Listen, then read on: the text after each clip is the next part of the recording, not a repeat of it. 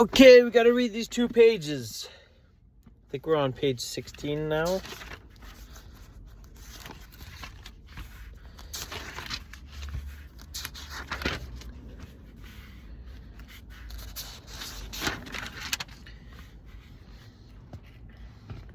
We're on page 17. And sure, for a while he stayed in Gerar, and there Abraham said of his wife Sarah, "She is my sister." Then Abimelech, king of Gerar, sent for Sarah and took her. But God came to Abimelech in a dream one night and said to him, "You are as good as dead because of the woman you have taken. She is a married woman." Now Abimelech had not gone near her. So he said, "Lord, will you destroy an innocent nation? Did he not say to me, 'She is my sister'? And didn't she also say, 'He is my brother'? I have done this with a clear conscience and clean hands." Then God said to him in the dream, "Yes, I know you did this with a clear conscience, and so I have kept you from sinning against me. That is why I did not let you touch her. Now return the man's wife, for he is a prophet, and he will pray for you, and you will live. But if you do not return her, you may be sure that you and all who belong to you will die." Early the next morning, Abimelech summoned all of his officials, and when he told them all that had happened, they were very much afraid. Then Abimelech called Abraham in and said, "What have you done to us? How have I wronged you that you have brought such great guilt upon me and my kingdom? You have done things to me that should never be done." And Abimelech asked Abraham, "What was your reason for doing this?" Abraham replied, "I said to myself, 'There is surely no fear of God in this place, and they will kill me because of my wife. Besides, she really is my sister, the daughter of my father, though not of my mother, and she became my wife.' And when God had me wander from my father's household, I said to her, 'This is how you can show your love to me. Everywhere we go, say of me, he is my brother.' Then Abimelech brought sheep and cattle and male and female slaves and gave them to Abraham, and he returned Sarah his wife to him. And Abimelech said, 'My land is before you. Live wherever you like.' To Sarah he said, 'I am giving your brother 1,000 shekels of silver. This is to cover the offense against you before all who are with you. You are completely vindicated.' Then Abraham prayed to God, and God healed Abimelech, his wife, and his female slaves so they could have children again. For the Lord had kept all the women in Abimelech's household from conceiving because of Abraham's wife Sarah. The birth of Isaac. Now the Lord was gracious to Sarah as he had said. And the Lord did for Sarah what he had promised. Sarah became pregnant and bore a son to Abraham in his old age, at the very time God had promised him. Abraham gave the name Isaac to the son Sarah bore him. When his son Isaac was 8 days old, Abraham circumcised him, as God commanded. Abraham was 100 years old when his son Isaac was born to him. Sarah said, "God has brought me laughter, and everyone who hears about this will laugh with me." And she added, "Who would have said to Abraham that Sarah would nurse children? Yet I have borne him a son in his old age." Hagar and Ishmael sent away. The child grew and was weaned, and on the day Isaac was weaned, Abraham held a great feast. But Sarah saw that the son whom Hagar the Egyptian had borne to Abraham was mocking, and she said to Abraham, "Get rid of that slave woman and her son, for that slave woman's son will never share in the inheritance with my son Isaac." The matter distressed Abraham greatly, because it concerned his son.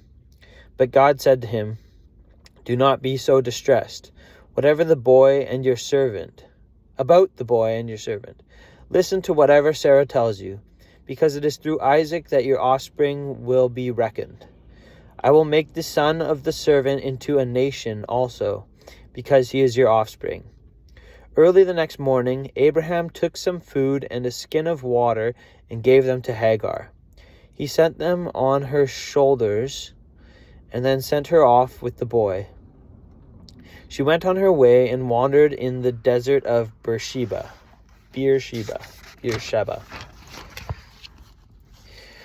When the water in the skin was gone, she put the boy under one of the bushes.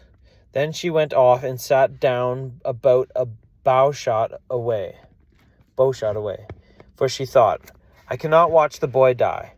And as she sat there, she began to sob. God heard the boy crying, and the angel of God called to Hagar from heaven and said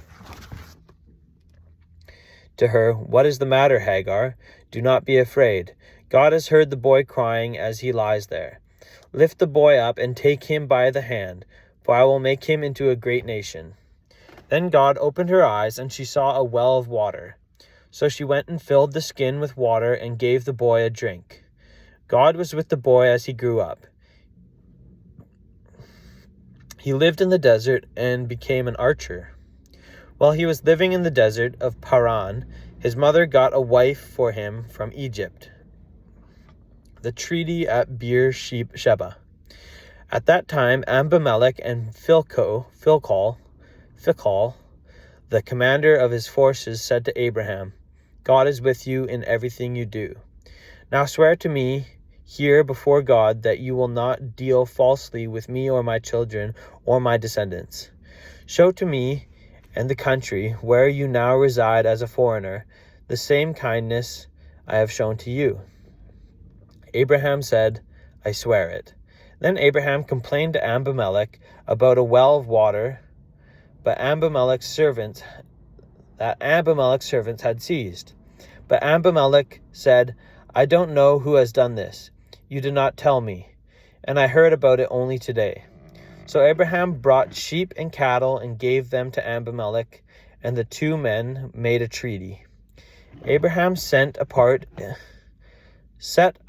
7 ewe lambs from the flock. And Abimelech asked Abraham, What is the meaning of these 7 ewe lambs you have set apart by themselves? He replied, Accept these 7 lambs from my hand as a witness that I dug this well. So that place was called Beersheba, because the 2 men swore an oath there. After the treaty had been made at Beersheba, Abimelech and Phicol, the commander of his forces, returned to the land of the Philistines. Abraham planted a tamarisk tree in Beersheba, and there he called on the name of the Lord, the eternal God. And Abraham stayed in the land of the Philistines for a long time. Abraham tested. Sometime later, God tested Abraham. He said to him, Abraham, here I am. He replied. Then God said, Take your son, your only son, whom you love, Isaac, and go to the region of Moriah. Sacrifice him there as a burnt offering on a mountain I will show you. Early the next morning, Abraham got up and loaded his donkey. He took with him 2 of his servants and his son Isaac. When he had cut enough wood for the burnt offering, he set out for the place God had told him about. On the 3rd day, Abraham looked up and saw the place in the distance. He said to his servants, Stay here with the donkey while I and the boy go over there. We will worship, and then we will come back to you. Abraham took the wood for the burnt offering and placed it on his son Isaac, and he himself carried the fire and the knife. As the 2 of them went together, Isaac spoke up and said to his father Abraham, Father? Yes, my son, Abraham replied. The fire and wood are here, Isaac said, but where is the lamb for the burnt offering? Abraham said, God himself will provide the lamb for the burnt offering, my son. And the 2 of them went on together. When they reached the place God had told him about, Abraham built an altar there and arranged the wood on it. He bound his son Isaac and laid him on the altar on top of the wood. Then he reached out of his hand and took the knife to slay his son. But the angel of the Lord called out to him from heaven, Abraham, Abraham. Here I am, he replied. Do not lay a hand on the boy, he said. Do not do anything to him. Now I know that you fear God, because you have not withheld from me your son, your only son." Abraham looked up, and there in a thicket he saw a ram caught by its horns. Cliffhanger.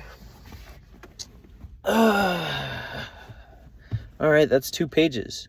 What was that, page 17 and 18?